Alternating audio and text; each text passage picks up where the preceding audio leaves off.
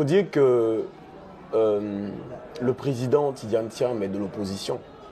Opposition au pouvoir en place. Et c'est normal qu'il puisse tenir des discours pareils. C'est normal.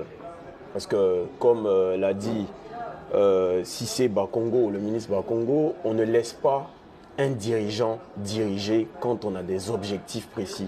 Et je pense que Tidiane Thiam a des objectifs précis, tout simplement. En ce qui concerne la raison de la nationalité, je pense que le président Ouattara lui-même a été sujet et est toujours, n'est-ce pas, sujet de polémique en ce qui concerne sa nationalité. Je ne vois pas pourquoi lorsqu'un dirigeant vient avec de belles idées, lorsqu'un décideur, un leader vient avec de belles idées, nous sommes obligés de le saboter, de créer, de modifier la Constitution, etc., dans l'objectif de l'empêcher d'offrir à cette Côte d'Ivoire sa vision, tout simplement. Alors, mon point de vue, c'est celui-là. Je pense que la Côte d'Ivoire a besoin d'un nouveau visage. Il y a un problème qu'on doit résoudre entre Ivoiriens. Ce problème-là a débuté après la crise post-électorale. Un problème de réconciliation.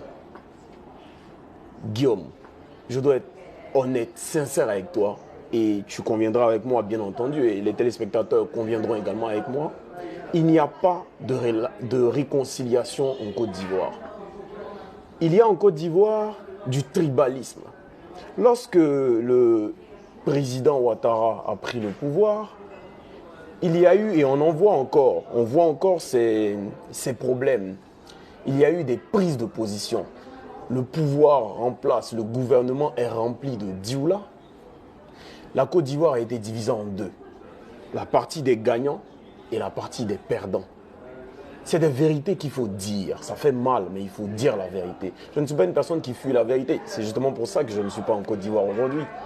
À cause de la vérité, je ne suis pas là. Mais